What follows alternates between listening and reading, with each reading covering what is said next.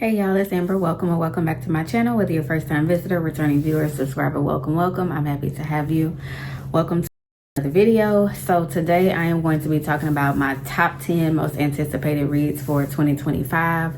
And what I mean by that specifically is I am going to be talking about books that are being released this year in 2025. Some of them at this point have already been released and others are not yet released, and I'll make sure to try to leave the release dates down below if they haven't already. So make sure you hit that subscribe button so you can be a part of the journey as we continue to grow and expand our horizons. Turn on the notification bell so that you can get an update every single time that I make a post, which has been more consistent. Also, likes and comments are appreciated. If you have some books that you're looking forward to that are coming out this year, or if I mention one of your top reads for the year, let me know in the comments down below. With that being said, I'm not gonna hold y'all because I have to batch record tonight and I need to start getting these videos edited so that I can properly take my maternity leave. Getting off topic. Anyway, so like I said, we're talking about the top 10 books that I'm anticipating or excited to read this year. I have 3 of them physically. 2 of them belong to me. 1 of them belongs to the library. It will be on my bookshelf soon. And if you see me looking off to the side, it's because I am referencing my little list, but I'm gonna keep it in front of me so that I'm not having to look this direction. But if you see me looking down, that's why. First things first is a book that I have physically. I just got it today and I got it through my book of the month subscription, and that is The Stolen Queen by Fiona Davis. And long story short, what caught my attention is the fact that there is a connection between New York City, a party, as well as Egypt. I am obsessed with Egyptian history. I am obsessed with Egyptian mythology. That is just something that I've always been passionate about since I was young and watched The Mummy. So I've shared that before, but I will give you a little blurb. New York City's most glamorous party, Egypt's Valley of the Kings, 2 women whose lives are changed forever after one fateful night.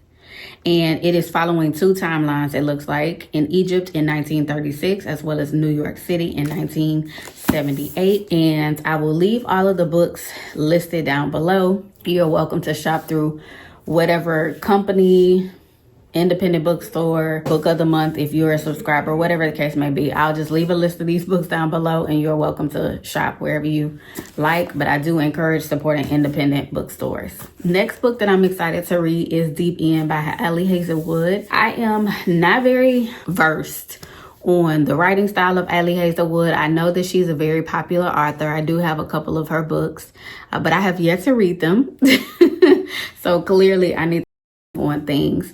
But what stands out to me is Ali Hazelwood is mostly known for her books with women in STEM or just STEM-centered storylines. Deep End, to my understanding, does have some elements of STEM, but it's more of like a sports romance, and it has to do with swimming. It was originally the cover that caught my attention, but knowing that it's a forbidden romance and the special edition is so cute. Okay, I know they said don't judge a book by its cover, but based on the reviews that I'm seeing thus far from her advanced reader's copy, this is going to be worth reading. So I am excited to read Deep End by Ali Hazelwood. Next is Flirting Lessons by Jasmine Guillory. First of all, Jasmine Guillory is just one of those authors where I don't care what the book is about, I am going to purchase it. I'm pretty sure, I believe I have all but maybe like 2 of her books that have been released. I just love her. I just love her. So she has another book that is coming out. The main character is fresh from a breakup, almost 30 years old, and she's tired of playing it safe. She's tired of being a good girl, just doing everything that is normal and expected. So she decides that she's going to spice things up a little bit by taking dancing lessons. And obviously there's going to be chemistry that is built with her dance instructor, and sparks fly and things go from there. So like I said, really doesn't matter what Jasmine Guillory writes about, I'm gonna buy it even if I don't read it. Next book that I am excited to read is Onyx Storm because there is so much hype around this book. Target pre-orders sold out. Amazon don't know what's going on with the pre-orders. People are saying that they're told that they won't get their books until March or whatever the case may be. It's just a lot going on. But I am excited to read Onyx Storm. I do have Fourth Wing. I need to order Iron Flame. And am I going to read these by January 21st? No, I'm not. but I hope to read them by December 31st. So even if I don't get Onyx Storm until March, I don't care, because I probably won't be reading it anytime soon anyway. But I am excited to actually read it. Another book that I'm excited about, the third book in the now trilogy for Legendborn. So these are the first two books. Starts with Legendborn, ends with Bloodmark. And so the book that I'm excited about is Oathbound by Tracy Deonn. One of the things that really stands out to me is that there is Black representation for fantasy. Now, granted, there are people of color in fantasy books. We're clear about that. I am new to the world of fantasy, and these are some of the first fantasy books that I have willfully been intrigued by as an adult. These were books that I was interested in for my classroom when I was a high school teacher. Never really had any enthusiasm or interest in reading it for myself. But as I continued to dip my toe into the world of fantasy, I knew that I had to go ahead and pick these books back up, because I believe I donated my previous copies to the library, or they are just somewhere in my garage, somewhere into the abyss. So I am looking forward to the third book. I will definitely be reading these two books before Oathbound comes out. Next is Beautiful Ugly by Alice Feeney. And long story short, as you can see, I got this from Book of the Month. First of all, let's get into, yes, do y'all see that? Anyway, so this is about an author whose wife goes missing, and he ends up going somewhere, and he thinks that he spots his wife, and it just kind of goes from there. So I am trying to go into this as blind as I possibly can, because I don't want to have the ending spoiled or any possible plot twist or anything like that. So I am going to be reading this relatively soon. I think the cover is absolutely beautiful. I'm not really familiar with Alice Feeney's work.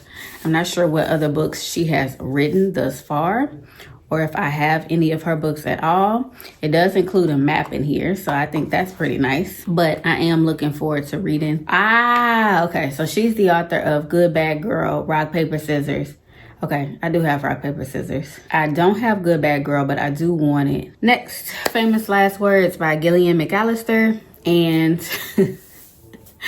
this is about a woman who drops her child off to childcare. She ends up stumbling upon a scene where there's a hostage situation, and she ends up finding out that the husband that she thought was a hostage is actually the one holding everyone else hostage. And that is more than what I need to know for that.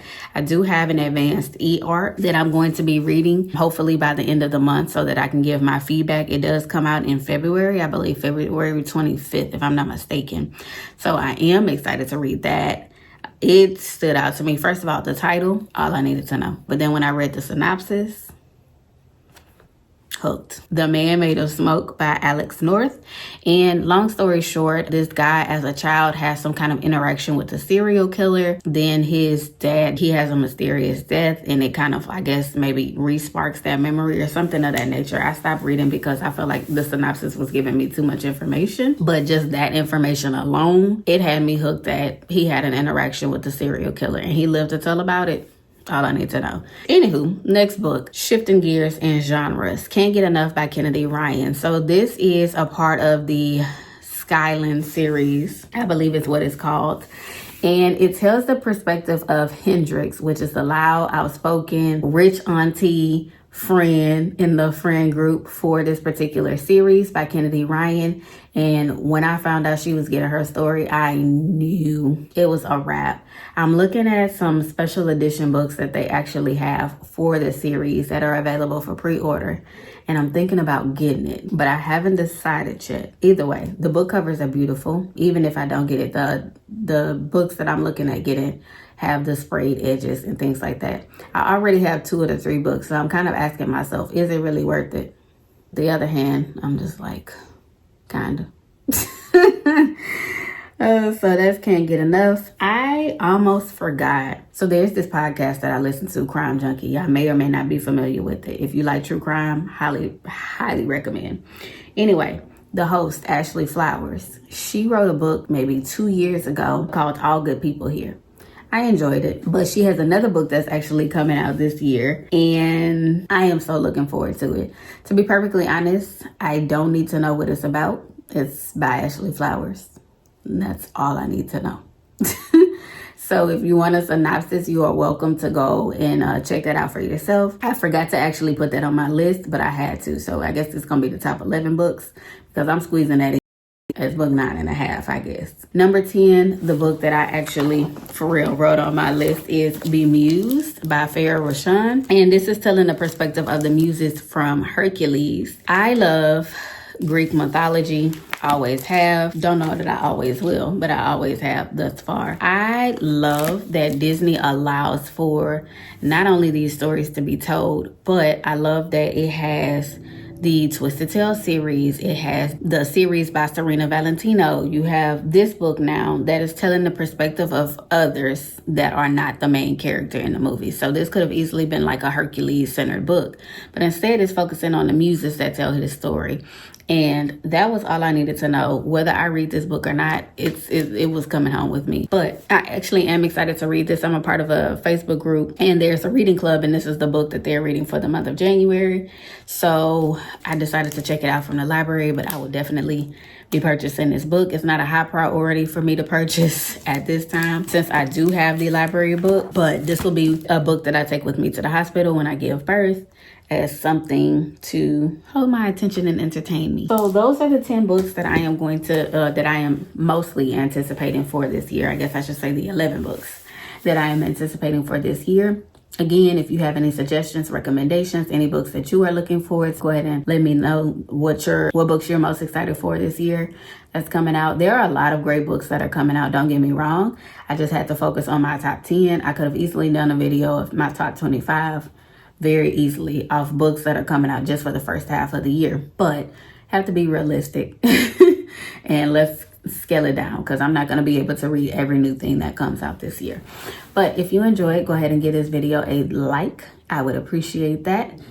Helps give me exposure, helps to grow and expand my channel as we have goals for this year.